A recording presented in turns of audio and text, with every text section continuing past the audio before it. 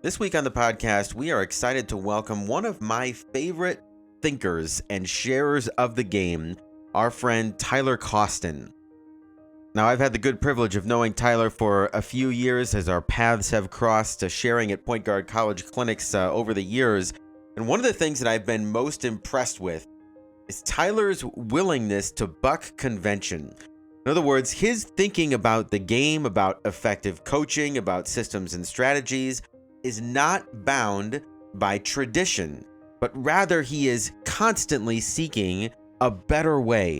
And perhaps what I love most about Tyler is that he doesn't keep his ideas to himself. He's one of the best sharers on Twitter, constantly asking questions that cause me to think differently about what we're doing and why.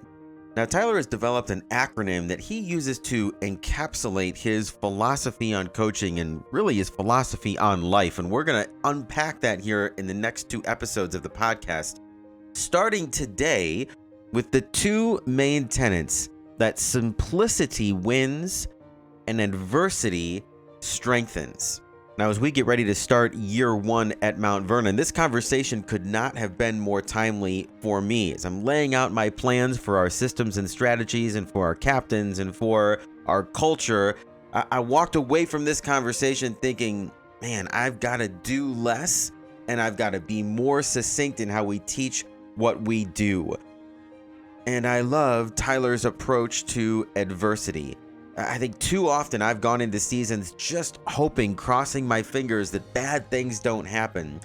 And what Tyler's going to unpack for us today is that no, we should look for opportunities for adversity to make us stronger, to plan for how we're going to respond when challenges and obstacles and difficulties come along our path during the season, because we know that they will.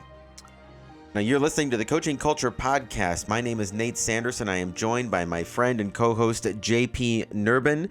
If you're new to the podcast, I'd encourage you to check out our website at thriveonchallenge.com, where you can sign up to get our weekly newsletter. And spoiler alert, there is content in the newsletter that we are not marketing anywhere else, not on Twitter, not on the podcast, not on the website. So if you are looking to be challenged with some weekly food for thought, visit thriveonchallenge.com and get signed up for the newsletter today. Well, Tyler, we're excited to have you on the podcast here with us this week. And, we don't do a lot of canned bios here, although I know you've got extensive experience both in the coaching realm and the playing realm and the consulting with coaching realm. And we're excited to kind of draw from the things that you've learned in the course of your career and how you're trying to use those things kind of moving forward here in the direction that you're going. And I'm just curious, you've given a framework for coaches here using this acronym of SAVI. And before we get into kind of what even those terms are, I'm just curious as to how you landed kind of on that, and on these four things as you're starting to do more and more work with coaches in a lot of ways, maybe push them in directions that they haven't necessarily thought about before. Mm-hmm. Yeah, I appreciate you asking. I think you'll find either to your annoyance or to your entertainment that I answer questions in a roundabout way, but hopefully I eventually get back to what you were asking. One of the guys I was mentoring at PGC, a guy, Kyle Kazuda, I was training him to be a PGC director and to work on our year-round squad. We were deep into creating an online course, and then I had to go and speak at a big coaches clinic. And he asked me, he's like, Tyler, like, are you prepared? Have you done your prep work? And I said, Kyle, I've been preparing for this my whole life. And so it's kind of become a tagline for he and I whenever we ask if, we're ready for something. And we're like, how long have you been working on that? My whole life. And so that's my answer to how I came up with SAVI. Like, it's really just been the culmination of every experience I've had. And I just kind of discovered the framework recently, but it's everything that I believe to be true and good about coaching and leading and success. Whether it's been observing my dad, who's a PGA professional golfer, has played in PGA championships and US Opens, and caddying for him growing up, being around that high level of sport. Whether it's been as an assistant coach at the Division I college level, traveling around the world and observing sport internationally, traveling around and watching practices, being able to help build a business with PGC and being around great business consultants. I've just accumulated these lessons, and I always share with coaches and people that, this is not my wisdom.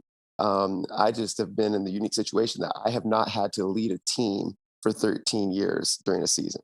And so I've been able to be free and steal from everyone, and then experiment in a pressure cooker of 5 day long camp experiences, over and over and over again, and iterate. And so these lessons for success and leadership have just coalesced around these four principles, that I believe can be applied to nearly every situation. And much to my children and wife's chagrin, I do apply them to every situation that we run into. So that's my roundabout way of kind of answering where the whole savvy piece came from. Tyler, I love the organizational framework. I think that is so critical when we're trying to understand different ideas and make improvements. So I guess the big question for me is, what are the outcomes? What's the vision for what Savvy creates in a coach's life, whether it's team Hmm. culture or whatever? Like, what is that? Hmm. Before we kind of dive into the nuts and bolts of the framework, what does it build? Hmm. Yeah, my hope is that it builds practical wisdom. One of my favorite philosophers, unbelievable follow on Twitter, Naval Ravikant, and he's got this amazing book as well. Naval says that if wisdom could be imparted through words alone, we would all be done here. And I think that oftentimes in coaching, in business leadership, with the family, we say things and expect there to be behavior change. And it just does not work that way in my experience. And so my hope is that it can be beyond just information. What we apply this framework to, what we coach people through, what we develop a community of accountability around, it can actually lead to transformation, and actually a change in actions. And for our actions to change, our feelings have to change, and for our feelings to change, oftentimes our beliefs have to change. And so, what I attempt to do with Savvy is to really attack sometimes limiting belief systems and help people adopt new belief systems that can change the way they feel about certain things, that then can lead to different behavior, and behaviors over time become habits, and that's what changes life. And so really just trying to zoom out. So often, even as coaches, I'll use a basketball example here, coaches be like, oh my gosh, we've got a defensive rebounding problem, like we just have a really terrible defensive rebounding team, we need a better defensive rebounding drill.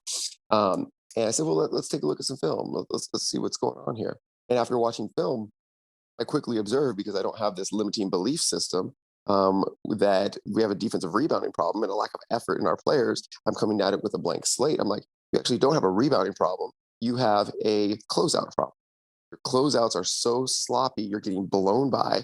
So you're in defensive rotation every single possession. And you've got some small guard rotating down on the opposite side of the basket, trying to wedge down on a big, and you're getting crushed on the boards. We actually need to zoom out and identify what the core problem is. And I think that's what we all need in our lives, whether it be with coaching our teams, or leading our families, or leading our businesses, like zoom out and go back to first principles. And my hope is that these four principles can help everyone discover what their first principles are, and keep the main thing the main thing. That reminds me of Mike Neighbors speaking at one of the PGC clinics back in the day about it's not about the shark, right? And Steven Spielberg, Exactly.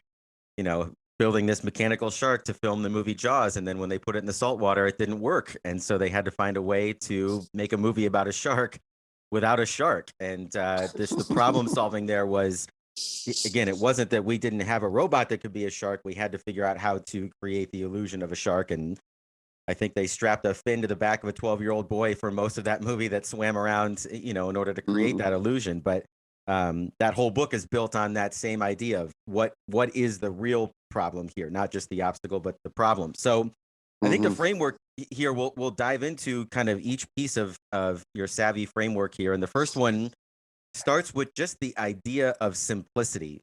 I think Mhm. sometimes we hear that word in sports and we think, okay, simplicity just means doing less.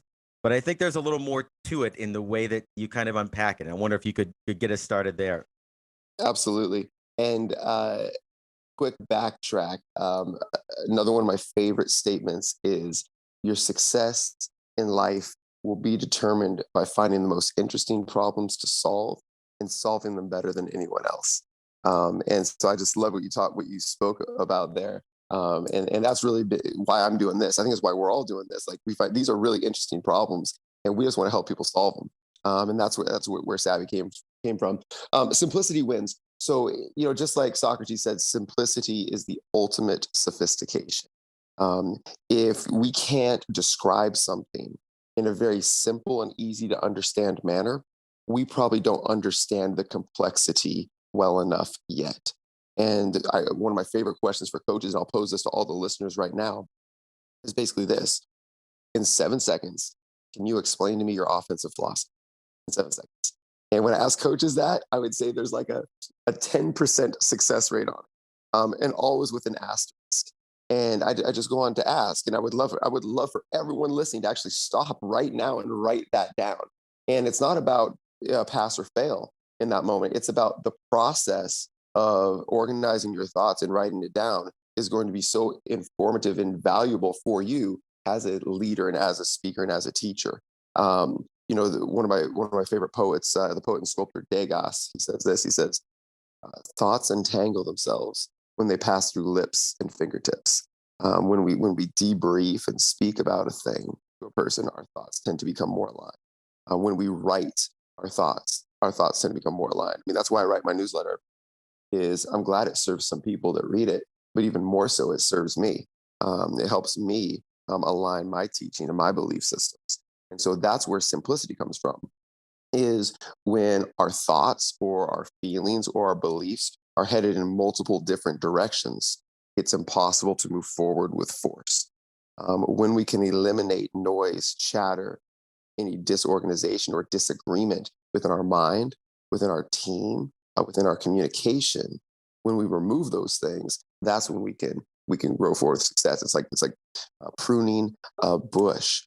When you cut off branches that are going in disarray, it actually helps that bush grow healthier, stronger, and further in a single direction. One of my SAVI coaches and part of my community, Coach Maggio down in Louisiana, he told me this story when he was actually got to spend time with Don Meyer. And he was a young coach and was really excited about everything that he had been learning. And he went up to him at lunch or a meal, and he's like, "Oh, what do you think about the amoeba defense? Oh, I actually really, really like this 2-3 matchup zone." He said, "But I really love a pressure man to man as well. But this pack line is good too." He's like, "What should I do? What should I do?" And Don Meyer said, "Son," he said, "you can do anything you want to do. You just can't do everything you want to do." And most people don't have an information problem. They've got a simplicity problem. And the easiest way for anyone to improve immediately is to do less. It's just that simple. And yet every social, cultural pressure that we have in society today is pushing us to do more. And so if we aren't actively fighting to do less and to eliminate things and to reject things, we're actually getting worse. We're getting worse through distraction and too much. And so it starts with, can we establish, like for me, first 30 minutes of my day, I cannot look at my screen. If I look at my screen, if I pull my phone in the first 30 minutes of my day, I've already lost. And I know this, right? And it starts with putting up barriers with my time for my family. If I infringe upon those barriers, I've already lost. I know this. So simplicity wins. And really simplicity, I'll finish on this one. I know I've been talking for a long time. Feel free to cut me off at any point. It's another one of my favorite statements around simplicity. And this is around leading or creating a high level, high performing environment. It's not the job of the gardener to force growth. It's the job of the gardener to create the ideal conditions for growth. And that's what we're doing with simplicity. When you have a full plate or a full mind, you cannot introduce new ideas and concepts. You must always have the glass half full. And traditionally, this half full concept is be positive, right? But I actually think that there's a better application to a half full glass. Is a half full glass always has room to learn, grow, and change, whereas a full glass already knows everything, and any new ideas will be contaminated or flushed out. So that's where simplicity wins. And it's a concept, but it's a process, and it's a painful one. And it's an ongoing fight. Well, there's no better challenge in terms of trying to figure out what's important to you and how to communicate that to others than taking a new job. as I've Mhm. as I've learned last week, our middle school team started practicing, and at the high school level, we don't start for a couple of weeks. And so I was in observing a practice, and the eighth grade coach was, trying to absorb, wants to run a little bit of what we want to do at the high school level. And so after practice, I said, can I just borrow 5 players and 5 minutes? And I'm challenged with, can I teach the most important things with 5 players that don't know anything and a coach that has never met me before in his life, to give them, the essence of what we're trying to do and who we're trying to be. And just Mhm. that, just that repetition of trying to embrace that challenge, it forced me, right, to quickly process in my mind, well, we would do this, but is that important for them? Probably not. So let's figure out what the nuts and bolts are. And I think the more we can put ourselves in situations to create those repetitions, the better it is, the easier it is sometimes to distill down what really matters most. Yeah, absolutely. I mean, one other challenge I give coaches I'm working with, especially when they're asking me like, "Hey, how do I deal with this parent issue? I've got this, I've got some players' families that aren't bought in." I just say, "Well, you seek them out and explain what you're trying to do this season in a 2-minute conversation." And they do not want to do that. They don't want to do it because it's a little bit uncomfortable. They also don't want to do it because, like, oh, I can't do that. I'm like, well, if you can't do that, you have no chance of achieving it. If you can't have a quick 2-minute conversation and share with someone your vision, then it's really unlikely you're going to achieve it. And so, yeah, 100%. Like the more reps we can get at that thing, it's just like we'd never expect someone to become a great 3-point shooter if they don't get a lot of shots up. How can we be like, that's our shooting? Our ability to clearly communicate our vision as coaches and leaders is the skill that we have to impact the success. So that's what we need to get reps at. What you're talking about here, because I think so often as coaches and just people, we can say, well, it's really hard to explain. Well, if it's really hard to explain, then I don't think we've simplified it, right? So Yeah, if that's we're good. struggling to communicate our ideas, this is a big problem. One of the things I loved how you share, which I think is honestly pretty practical, is just the idea of you writing articles isn't it's almost more for you than it is for the people that read them. Hmm. I relate to that in a big way. I mean, we even just had Dave Brandt, the podcast, Messiah College's former, soccer coach. And he talked about just the value of when he'd read a book, he might read it multiple times, but also he would go through this very long, arduous process of writing down all his notes, typing them up, taking the time to sift through those ideas. You're hitting on something which is just it's really important to me. It's one of our favorite guests. I'm sure you probably read his book, Greg McEwen, Essentialism. I mean, he was in the podcast, talks a lot about this idea of simplicity and less is more and how to whittle it down. I was just curious, what are some other ways or what are some practical ways upon which coaches can figure out and simplify things Hmm. for, their program, their culture, their leadership, even their offense, their defense, or whatever tactical systems they're running. Yeah. So let me run through three quick ones. The first one for for them would be this: um, get a 2 to 8 word offensive philosophy and evaluate if you simplified it enough in 3 steps before you move on and teach anything else. One, can you say it in 7 seconds? We talked about that before. Two, can your team execute it? So often as coaches, we articulate something and then we ask, do you get it? Do you understand? Does that make sense? And if we don't get any pushback, we assume that they understand. That's not checking for understanding. Doug Lemov has 40 ways to check for understanding in his book, Practice Perfect. The simplest one for you right now is, once you articulate something, don't ask your players if they get it. Say, show me. Even if it's something as simple as, so I teach in the lock left defense, I teach it close off instead of a close out. So I was in Idaho installing the lock left for 2 teams this last weekend. And so I taught the close off, and I taught the close off in about 2 minutes. And then I said, show me. And I watched them. I did not teach it very well because it was an absolute mess. Like, they were not closing off in any way. Players are going right and left. Players were getting off threes whenever they wanted to, so on and so forth. And so what I recognized right away is I didn't teach this well enough. I've got to simplify it even more. I gave them too much. So I brought them back in and I said, okay, all we're going to do is this one thing. We're just going to get a two squeak stop, just a 2 squeak stop. And so I retaught that. I said, show me. And they got that. And so that's step 2 is show me. Just show me from Missouri, the show me state. Then step 3 is, are your players repeating it?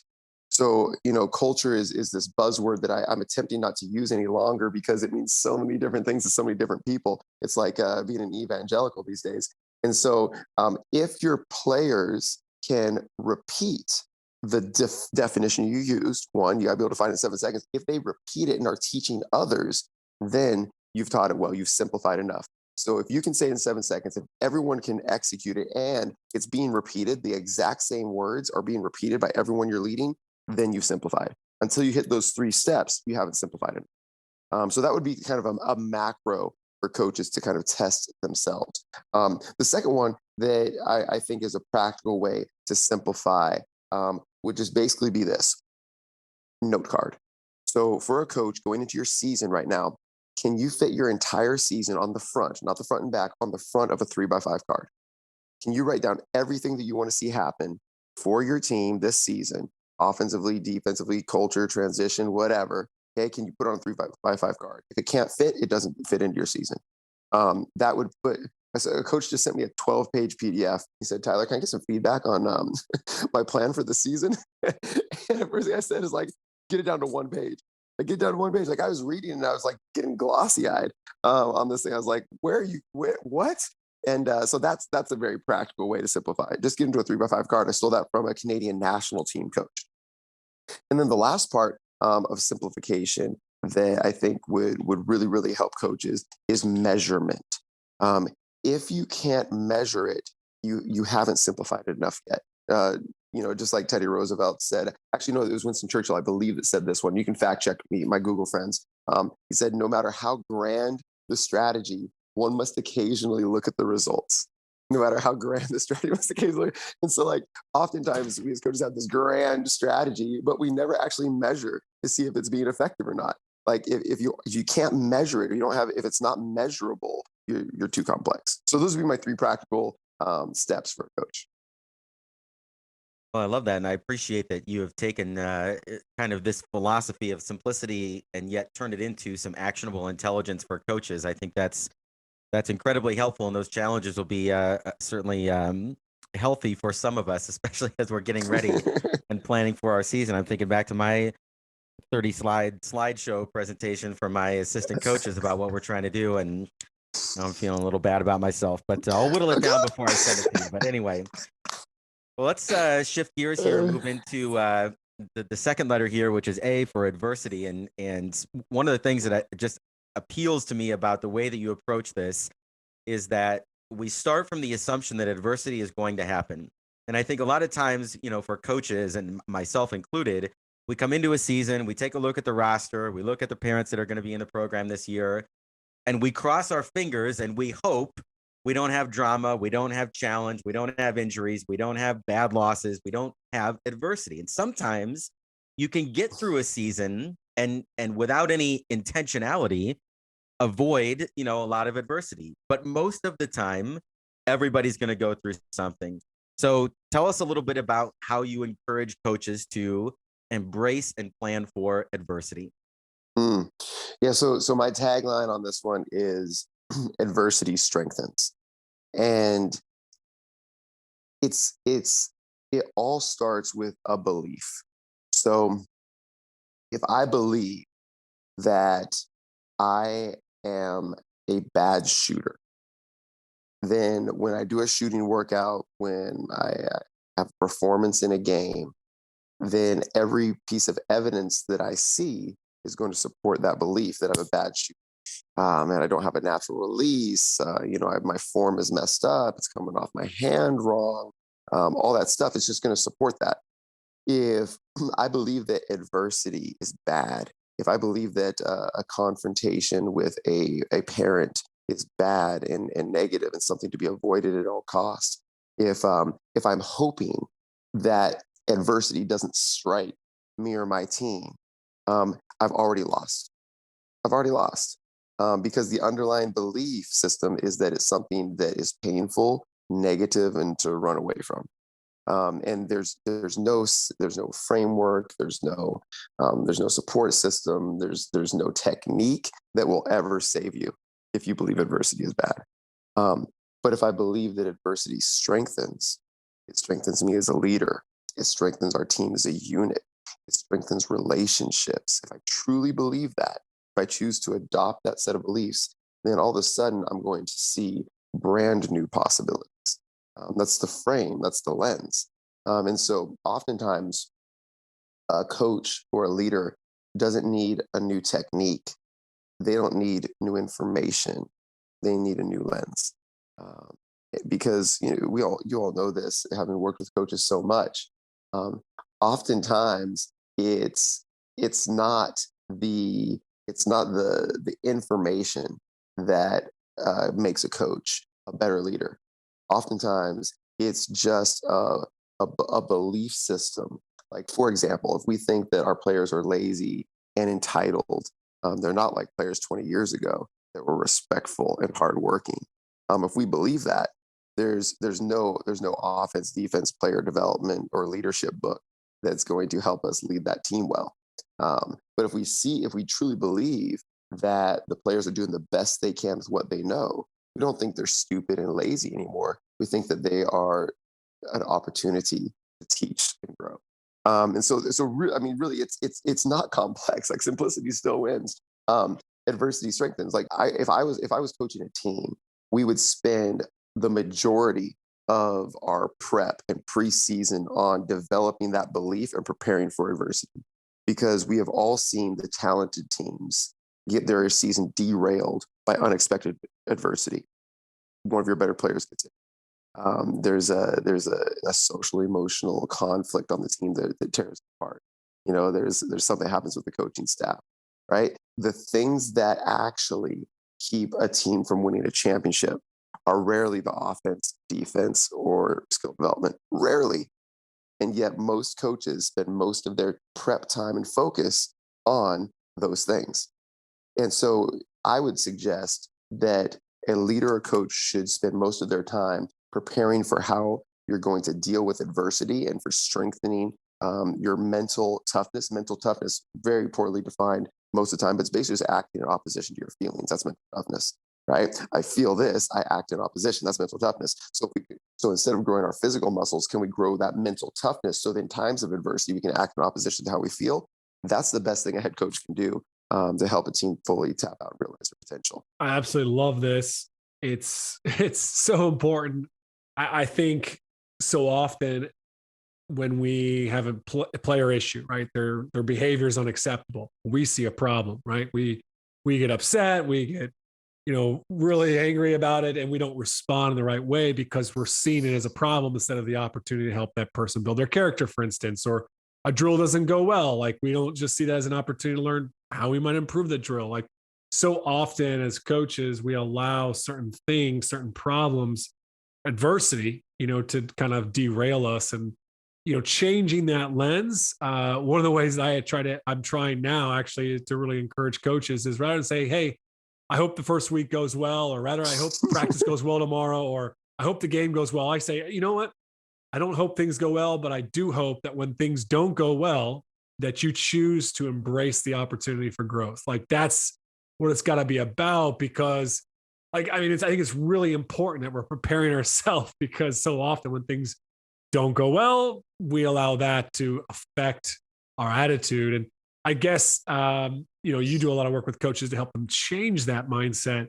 But you mentioned getting players to change their lens when they see adversity. So you said that's something you'll spend a lot of time investing in with your team if you were to be coaching a team this year. So I guess my question for you is, how would you prepare your team to deal with adversity? When working with players, the first thing that I would suggest we do with adversity is build a mistake response. So mistakes are inevitable in the game of basketball. And I always tell players and teams that you don't lose games by making mistakes. You lose games by how you respond to those mistakes. Most teams or players, we'll go players here, most players, they'll go through a game with a certain energy level, activity level. And then the moment that they make a mistake, they miss a wide open layup or turn the ball over or whatever, airball three. When that mistake happens, 99.9% of players droop, both with their body language, but also with their energy level. They don't run back on defense as much. They don't talk as much. They don't crash the boards as hard. That's the majority of players following a mistake. Only the champions, only those rare few are the ones that actually animate. And when Tiger Woods was the best golfer in the world, he had one outlier statistic, and it was his performance after he bogeyed a hole. Was his outlier statistic. The majority of golfers, after making a double bogey or a bogey or really underperforming on a hole, they would then, for the next few holes, they would tend to score below their scoring average on those holes. But Tiger Woods was the single outlier for 10 years. It's a fascinating study that after a mistake, he would tend to score better than, shoot lower, better than his average scoring. And that is what made him the best golfer. The best players, the best athletes are the ones that respond to mistakes, the best. So one, it's articulating that, like going back to the simplicity wins, right? Like define it, execute it, and then repeat it. Like that's what culture is. Can you define and execute and repeat it over and over and over again? So that would be the first way that I do it with players. Second way I do it with players is would work on visualization. So I ask teams this all the time, what percent of the game do you think is mental? Like, oh man, and they come up with these massive numbers, right?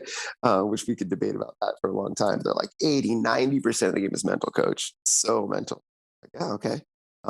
What percent of your training time, your practice time that you spend getting better at this game, you spend on your mindset and your mental toughness? 0%, 5%, 1%, right? I'm like, that just doesn't add up. You haven't actually prepared for adversity.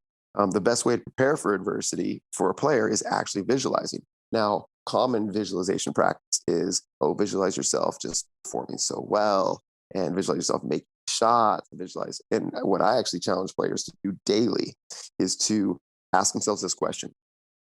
If your day falls apart, if things go terrible in practice, what's the most likely thing that could go wrong? I have them write it down. Once they write it down, I say, okay, now I want you to assume that thing happens, and I want you to choose your response to that thing now. Choose it in advance, because most reactions in the moment are negative, right? Like something bad happens and we get all upset.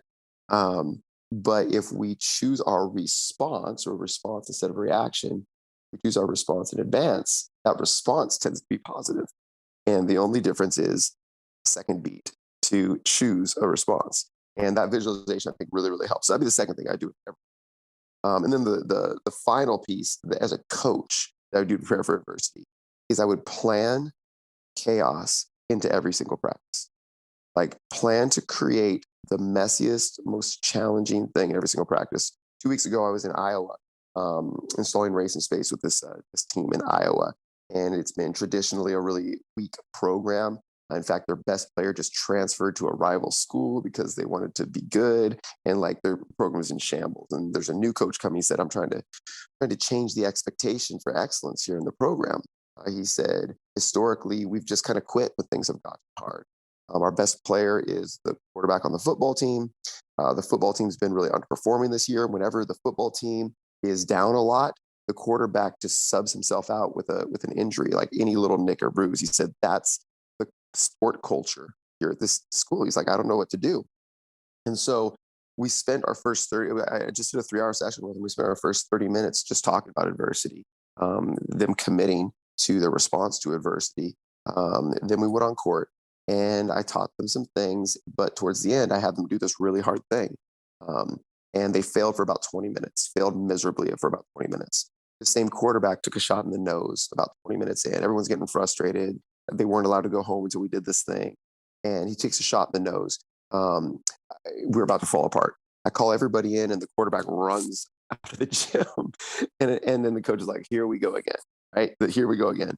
I'm talking to the players for 2 minutes about this is the moment where everything changes, right? That you can be the same you were, or this can be the moment that everything changes.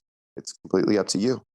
We can go home and have failed this test, and I can leave here and we can never talk again. I said, or you can choose to stay here as long as it takes for us to change your school and your program.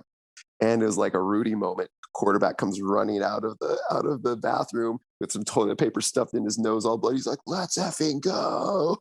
And we go, and they fail for another 50 minutes till we finally get it, and hoorah! But it's like I don't believe that they would have had that moment if we hadn't prepared for that moment in advance, and if I hadn't given them that moment or that opportunity to just like lean into the crap for 15 minutes that was ugly, and like I felt like maybe I was a bad coach because I wasn't fixing it for them. So those would be 3 steps to introduce adversity and how you're going to respond to adversity. So much to that too. JP and I talk a lot about the work of Dr. Bruce Perry in working with kids with trauma and significant, emotional mental issues. But one of the things that he talks about over and over is making stressful situations predictable. They're predictable and they're moderate, and players have some control over whatever's going to happen. That's how resiliency is built, and I think of, our friend TJ Rosine does the oh shit meeting at the beginning of the year where they just ask the players, what are the things that could derail our experience on and off the court, and they start to then work through, just like you would pregame for somebody's press on Tuesday night. Well, we know we're going to see temptation for jealousy or, this stretch of our schedule or whatever it might be. We start to plan for that ahead of time. And I think the other piece that's really powerful, and this probably goes to, the concept and the idea of being a master teacher, is not just the preparation for those moments, but the recognition that we are in one right now, because players don't always see that, right? Like you can prepare them, but as you talked about before, they have an emotional reaction and they don't realize this is the moment where we choose. This is the moment where it matters if I animate or I droop, or how I respond to my teammate that just took a bad shot or whatever it might be.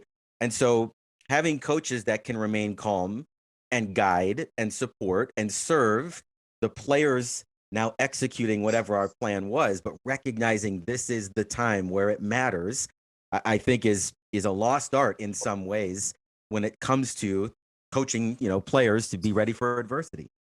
Yeah, that's so good. And I mean, I would just close off this concept with coaches like to simplify it. Allow adversity in every practice because you're going to face it in games. A good-looking layup line never won a game, and so I would really encourage you to allow and even create adversity. The more adversity you have, the stronger you're going to be. I've never watched a good sports movie where the plot line was like, have the most talented team, go through the season with no challenges, win the championship. I don't think that movie ever got made. There's something in our hearts as humans that we love an overcome story. And so let's allow our players to overcome.